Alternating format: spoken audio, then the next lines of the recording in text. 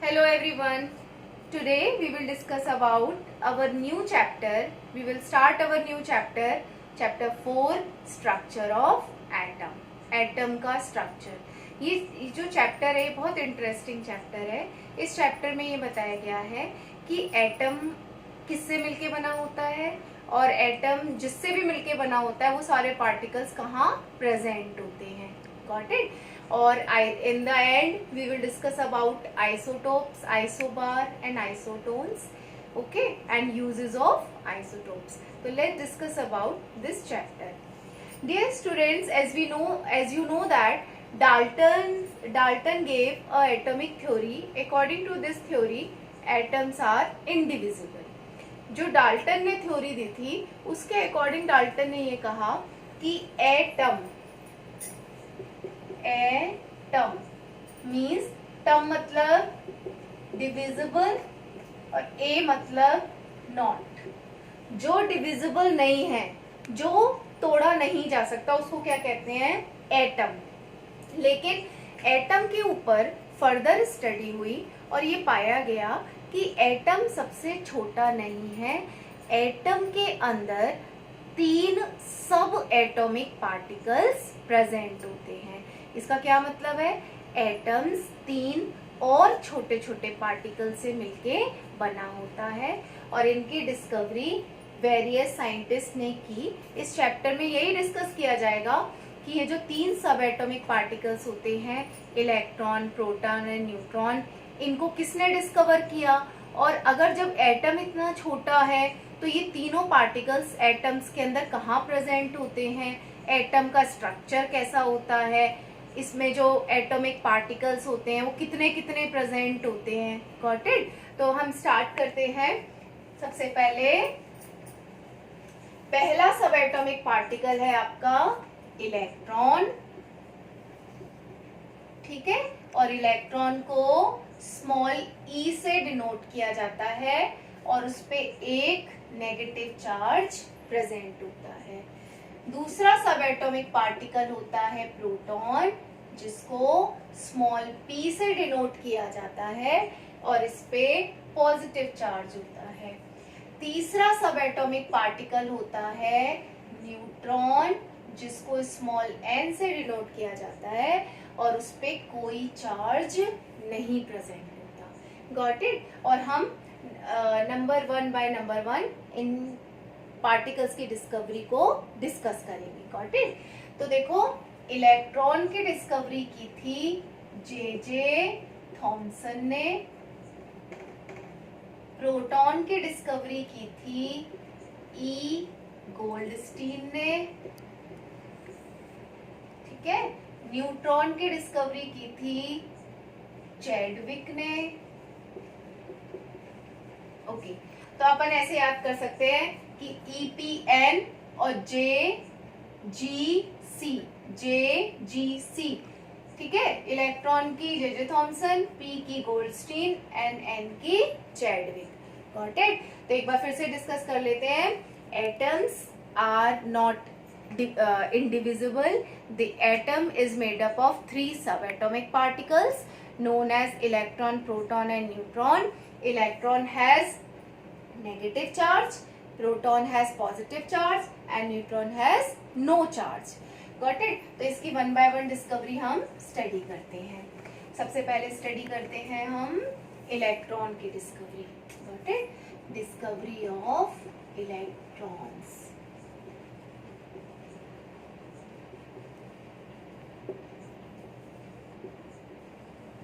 Okay. इसकी discovery किसने की थी? J Thomson. इन्होंने क्या किया कि एक ग्लास ट्यूब ली. ठीक है. बहुत इंटरेस्टिंग एक्सपेरिमेंट था इनका. और इनका एक्सपेरिमेंट क्या था कि इन्होंने ग्लास ट्यूब ली और इसके अंदर एक इनर्ट गैस फिल कर दी और इसमें वैक्यूम क्रिएट कर दिया. कोई मीडियम नहीं रखा इसमें. ठीक है. मतलब इतना प्रेशर कम इन्होंने कर दिया कि वो वैक्यूम क्रिएट हो गया उसमें. और इन्होंने क्या किया कि इस ट्यूब के किनारे पर 2 इलेक्ट्रोड्स लगाए. और इसको हमने बैटरी से कनेक्ट कर दिया, है ना, और यहाँ पर इसको स्विच लगा दिया। जो दो इलेक्ट्रोड थे वो एक इलेक्ट्रोड को उन्होंने कहा कैथोड और एक को कहा एनोड। Got it? कैथोड जैसा मैंने तुम्हें क्लास में भी समझाया था, कैटायन पॉजिटिव होते हैं, लेकिन जब इनका इलेक्ट्रोड बनाया जाता है कैथोड तो ये अपोजिट चार्ज हो जाता है। इस पे क्या होता है? नेगेटिव। एनायन, एनायन किससे मिलके बने होते हैं? नेगेटिव चार्ज से, लेकिन एनोड बनाते हैं जब इलेक्ट्रोड बनाते हैं इसका तो ये पॉजिटिव टर्मिनल से जुड़ा होता है, रिवर्स होता है चार्ज। ठीक है, कैथोड पे कैसा होता है? नेगेटिव टर्मिनल से कनेक्ट होता है कैथोड इलेक्ट्रोड, और एनोड किससे जुड़ा होता है? पॉजिटिव से। अब उन्होंने क्या किया कि जैसे ही इसमें इलेक्ट्रिसिटी सप्लाई की उन्होंने, इलेक्ट्रिक करंट इनमें की इन्होंने अप्लाई, तो उन्होंने ये देखा कि कैथोड की तरफ से कुछ रेज आ रही थी, निकलने लग गई, और वो स्ट्रेट लाइन में चल रही थी। और उन्होंने क्या देखा कि वो जो कैथोड से जो रेज निकल रही थी वो पॉजिटिव की तरफ अट्रैक्ट होके स्ट्रेट जा रही थी। ऐसा नहीं था कहीं मुड़ जा रही थी या नीचे आ जा रही थी, वो स्ट्रेट जा रही थी, पॉजिटिव की तरफ अट्रैक्ट हो रही थी।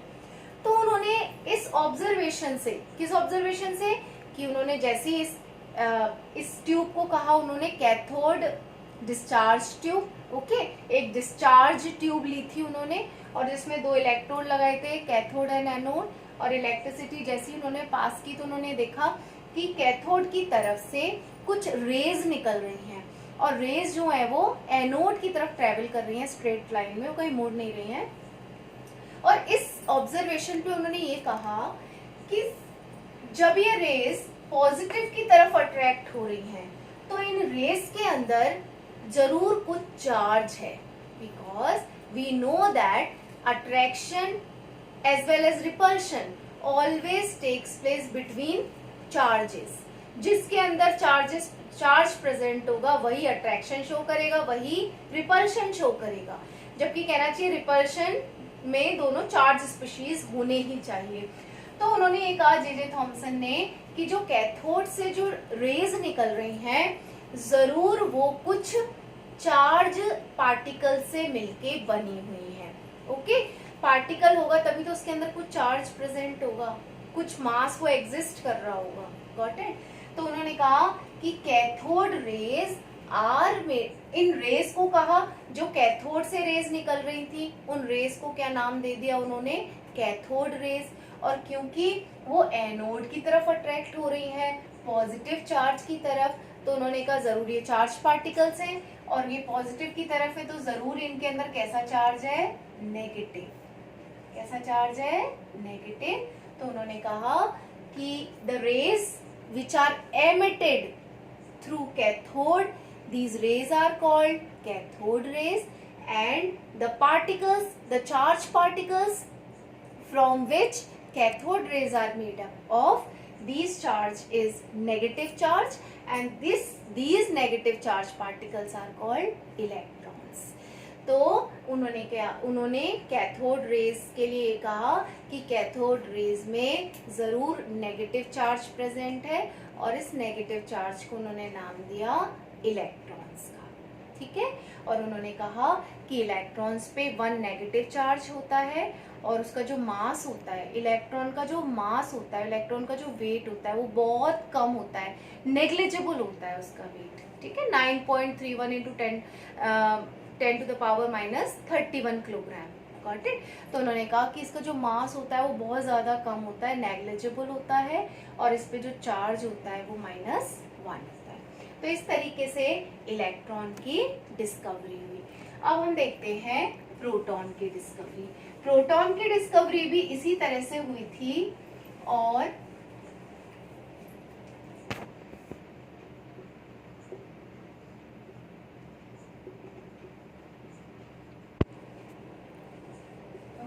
ये किसने की थी? ई गोल्ड स्टीन। उन्होंने भी ये डिस्चार्ज ट्यूब ली। ओके, और उन्होंने क्या देखा, यहाँ पर 2 इलेक्ट्रोड लगे थे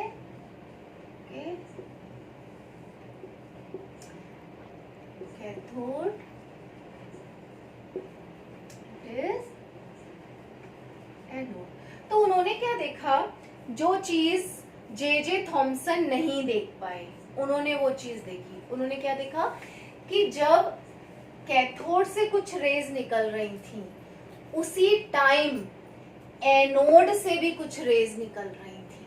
गॉट इट? और जो एनोड से रेज निकल रही थी वो किस तरफ जा रही थी? नेगेटिव की तरफ। ओके, तो उन्होंने इस बेसिस पे ये कहा कि जो एनोड से रेज निकल रही हैं, these rays are called anode rays और कैनाल रेज। ठीक है, क्योंकि जो गोल्डस्टीन थे ना, उन्होंने यहाँ पर बीच में एक गोल छेद वाला एक डिस्क रख दी थी बीच में। तो जो ये एनोड से जो रेज निकल रही थी ना, वो इन पोर से पास होती हुई जा रही थी, तो कैनाल रेज इनका नाम रख दिया, क्योंकि ये कैनाल जैसे निकल रही थी। वो कैनाल में से जैसे वाटर निकलता है ना, इस तरह से ही कि वो एक तरह से डिस्क रख दी इन्होंने बीच में, और यहाँ से एनोड से जो रेज निकल रही थी वो इससे पास आउट हो रही थी। तो उन्होंने कहा साइमल्टेनियसली गोल्डस्टीन ने क्या देखा कि एनोड से भी कुछ रेज निकल रही थी, क्योंकि एनोड पॉजिटिव चार्ज टर्मिनल होता है। ओके, तो जो रेज निकल रही थी उन रेज को नाम रखा एनोड रेज या कैनाल रेज। और उन्होंने कहा क्योंकि ये नेगेटिव की तरफ अट्रैक्ट हो रही हैं, तो जरूर इनके पास कैसा चार्ज है? पॉजिटिव चार्ज है, क्योंकि अट्रैक्शन तो अपोजिट चार्ज में होता है। तो कैसा चार्ज है इन पे प्रेजेंट है? पॉजिटिव। और इन पॉजिटिव चार्ज पार्टिकल्स को उन्होंने क्या नाम दिया? प्रोटॉन्स। तो that's how protons were discovered. Got it? तो प्रोटॉन्स की डिस्कवरी किसने की थी? ई गोल्डस्टीन ने। जो न्यूट्रॉन की डिस्कवरी थी वो हम थोड़ा इस बाद में बताएंगे, क्योंकि वो एटम के स्ट्रक्चर के बाद ही तुम लोगों को समझ में आ पाएगा। Got it? अब हम देखते हैं एक बार। देखो, इलेक्ट्रॉन की डिस्कवरी हो गई, प्रोटॉन की डिस्कवरी हो गई। अब एक दिमाग में ये क्वेश्चन आता है कि ये पार्टिकल्स एटम के अंदर कहाँ रहते हैं, एटम का स्ट्रक्चर कैसा है। ओके, तो क्या हुआ, जे थॉमसन ने ही इस बारे में भी काम किया, और जे थॉमसन ने ये कहा, डिफरेंट मॉडल्स दिए। डिफरेंट साइंटिस्ट ने एटम के स्ट्रक्चर को बताने के लिए अपनी अपनी हाइपोथेसिस दी, अपने अपने मॉडल्स बताए। तो सबसे पहला मॉडल था जे थॉमसन का। उन्होंने ये कहा कि मैं बताता हूँ एटम का स्ट्रक्चर कैसा है। एटम का स्ट्रक्चर कैसा होता है? उन्होंने कहा वाटरमेलन जैसा। उन्होंने कहा कि एटम का स्ट्रक्चर कैसा होता है? वाटरमेलन जैसा। जैसे वाटरमेलन में जो रेड पार्ट होता है, ईडेबल पार्ट, उसको उन्होंने कहा कि इस तरह से पॉजिटिव चार्ज रहता है एक एटम में। और जो इसमें ब्लैक कलर के सीड्स होते हैं ना, उन्होंने कहा कि ऐसे बीच बीच में जो बीज होते हैं वाटरमेलन में, उनको कहा उन्होंने नेगेटिव चार्ज पार्टिकल्स इस तरह से इसमें एम्बेडेड रहते हैं। ठीक है, तो जे थॉमसन ने क्या कहा कि एटम का स्ट्रक्चर वाटरमेलन की तरह होता है। उसमें जो रेड ईडेबल पोर्शन होता है वो तो पॉजिटिव चार्ज पार्टिकल्स होते हैं एटम के अंदर, और जो ब्लैक कलर के जो सीड्स प्रेजेंट होते हैं वो उन्होंने कहा नेगेटिव चार्ज पार्टिकल्स होते हैं। लेकिन इस मॉडल में इस तरीके का स्ट्रक्चर बताने में सबसे बड़ी कमी ये थी, क्या इतने सारे इलेक्ट्रॉन्स प्रेजेंट होते हैं, क्या इतने सारे प्रोटॉन्स प्रेजेंट होते हैं, और वो इस तरह से अरेंजमेंट रहते हैं। तो जे थॉमसन उनका बेसिकली अरेंजमेंट नहीं बता पाए कि how they are arranged, means क्या ऐसे एम्बेडेड रहते हैं तो अट्रैक्शन होगा इन दोनों के बीच में। तो वो अरेंजमेंट प्रॉपर तरीके से नहीं समझा पाए जे थॉमसन। और उन्होंने ये भी बोला कि एटम का स्ट्रक्चर ना प्लम पुडिंग की तरह होता है। जो क्रिश्चियंस लोग होते हैं जो क्रिसमस पे पुडिंग बनाते हैं, तो उस पुडिंग में क्या होता है, ड्राई फ्रूट्स डालते हैं। तो उन्होंने कहा कि जो पुडिंग का जो खाने वाला पोर्शन है ना, वो तो पॉजिटिव चार्ज पार्टिकल्स है, और उसमें जो ड्राई फ्रूट्स पड़े हुए हैं वो नेगेटिव चार्ज पार्टिकल्स है। तो धीरे धीरे करके ना साइंटिस्ट लोगों को एक बेसिस मिलता चला जा रहा था एटम का स्ट्रक्चर बताने के लिए। Got it? तो जो मेन जो एटम का स्ट्रक्चर था वो बताया था आपका, जिसको हम कहें डिस्कवरी ऑफ न्यूक्लियस। ठीक है, discovery of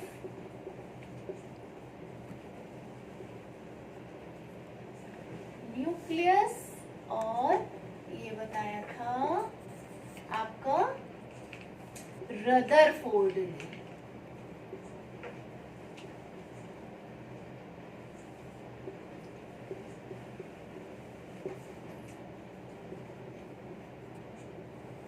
okay, Rutherford experiment क्या था? रदरफोर्ड ने क्या किया कि गोल्ड फॉइल लिया। सबसे पहले उन्होंने क्या क्या मटेरियल लिया? Gold foil. ओके, और उन्होंने अल्फा पार्टिकल्स लिए। वो क्या होते हैं? हीलियम पार्टिकल्स होते हैं बेसिकली। इनको हम हीलियम पार्टिकल्स को डबली चार्ज होते हैं ये हीलियम पार्टिकल्स को हम अल्फा पार्टिकल्स भी कहते हैं या ठीक है। अब उन्होंने दिमाग में हमारे क्वेश्चन आता है कि अगर मैं किसी का स्ट्रक्चर स्टडी करना चाहती हूँ कि वो अंदर से कैसा बना है, तो वो मटेरियल सबसे पतला होना चाहिए, तभी मुझे अंदर का स्ट्रक्चर क्लियर दिखाई देगा। तो रदरफोर्ड ने अपने एक्सपेरिमेंट के लिए गोल्ड को सेलेक्ट किया, क्योंकि जो गोल्ड होता है वो सबसे ज्यादा मैलिएबल हो सकता है। Gold is a highly malleable metal. तो गोल्ड की फॉइल ली उन्होंने, सबसे पतला बनाया उसको, और उन्होंने अल्फा पार्टिकल्स लिए जो कि काफी धीमी स्पीड से चलते हैं। तो जैसे उन्होंने क्या एक्सपेरिमेंट में किया, ये गोल्ड फॉइल ली उन्होंने, और गोल्ड फॉइल में एक गोल्ड का एटम उन्होंने सेलेक्ट कर लिया, क्योंकि ये सारी गोल्ड फॉइल तो गोल्ड गोल्ड एटम से मिलके बनी होगी, और उन्होंने अल्फा पार्टिकल्स इस पे बम्बार्ड किए, और वो इधर एक मशीन से देखते जा रहे थे पैटर्न क्या हो रहा है। जैसे अगर हम इसमें अल्फा पार्टिकल्स बम्बार्ड करते हैं, देखो इसको ऐसे बना सकते हैं कि एक गोल्ड का एटम है, इस पे अल्फा पार्टिकल्स जा रहे हैं, ठीक है, और वो देखते हैं अब क्या अंदर दिखाई देता है। तो उन्होंने क्या देखा, कुछ अल्फा पार्टिकल्स बिल्कुल आर पार निकल गए एटम के, और कुछ अल्फा पार्टिकल्स किसी चीज से टकरा के कुछ एंगल बना लिया उन्होंने इस तरह से। Got it? कुछ एंगल बना लिया उन्होंने, और कुछ अल्फा पार्टिकल्स बिल्कुल स्ट्रेट निकल गए, है ना। तो क्या किया उन्होंने, रदरफोर्ड ने एटम के स्ट्रक्चर को बताने के लिए गोल्ड फॉइल ली और अल्फा पार्टिकल सेलेक्ट किए। गोल्ड फॉइल क्यों ली? सबसे ज्यादा मैलिएबल है, और अल्फा पार्टिकल सबसे स्लो मूविंग होते हैं, तो आराम से हमें स्ट्रक्चर दिखाई देता है। तो उन्होंने जब इस एक्सपेरिमेंट किया तो उन्होंने क्या देखा कि कुछ अल्फा पार्टिकल्स ऊपर से भी स्ट्रेट चले गए क्रॉस, नीचे से भी चले गए। तो इस ऑब्जर्वेशन पे उन्होंने निष्कर्ष निकाला, उन्होंने कंक्लूड किया कि एटम का सबसे ज्यादा पार्ट कैसा है? एम्प्टी है, खाली है, खोखला है एटम का ऊपर बाहर का पार्ट। और जब कुछ पार्टिकल्स बीच में से किसी चीज से टकरा के वापस आ गए, तो उन्होंने कहा कि एटम के बीच में कुछ सॉलिड पार्ट है जिससे टकराकर अल्फा पार्टिकल्स वापस आ रहे हैं। और उन्होंने इस आधार पे ये कहा कि जब अल्फा पार्टिकल्स जो होते हैं ना, वो पॉजिटिव चार्ज पार्टिकल्स होते हैं। तो उन्होंने कहा कि जरूर यहाँ पर पॉजिटिव चार्ज है। क्यों? क्योंकि अल्फा पार्टिकल्स तो पॉजिटिव होते हैं। तो ये देखो बीच में एक सॉलिड पार्ट प्रेजेंट है जिसकी वजह से वो टकरा कर वापस आ रहे हैं। और वापस क्यों आ रहे हैं? तो जरूर इसके पास भी पॉजिटिव चार्ज है बीच में, क्योंकि अल्फा के पास भी पॉजिटिव चार्ज होता है, तो रिपल्शन की वजह से वापस आ रहे हैं। तो ये सब एक्सपेरिमेंट करने के बाद उन्होंने निष्कर्ष निकाला कि बीच में there is something in between which is solid and has positive charge, और इस सॉलिड पार्ट को उन्होंने कहा न्यूक्लियस। और उन्होंने कहा कि न्यूक्लियस में कैसा चार्ज प्रेजेंट है? पॉजिटिव चार्ज, और वो चार्ज क्या है? प्रोटॉन है। Got it? और उन्होंने कहा कि ये जो, और इसके चारों तरफ क्या प्रेजेंट होता है? Negative charge. Got it? तो इस तरह से उन्होंने न्यूक्लियस की डिस्कवरी की, और इसके जो बाकी ऑब्जर्वेशंस हैं हम नेक्स्ट वीडियो में डिस्कस करेंगे। Got it? तब तक ये देखना और एनसीईआरटी भी पढ़ते रहना। Got it? Thank you.